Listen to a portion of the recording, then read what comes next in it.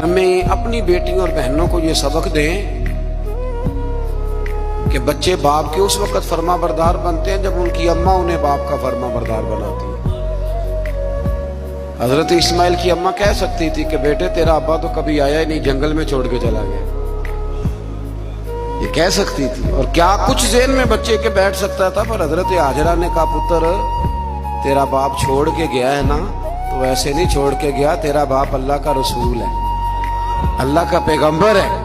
और मैं बाप से भी कहूंगा कि माँ का अदब करा सकता है तो अब्बा करा सकता है, अब्बा कराए अदब। उनको कहे कि बेटा मैं तो बाहर रहता था, तुम्हारी सारी परेशानियां तुम्हारी माँ ने देखी। यहाँ ये होता है कि माँ बाप अपने हक में दलाए देते देते वो दोनों छुट्टी कर जाते हैं, तो कहते चलो ठीक है आप दोनों राजी रहें, अपने अपने हक में दलाए न दें। ये वैसे भी कमजोर लोगों का तरीका है। अल्लाह हमें समझने की तौफीक अता फरमाए।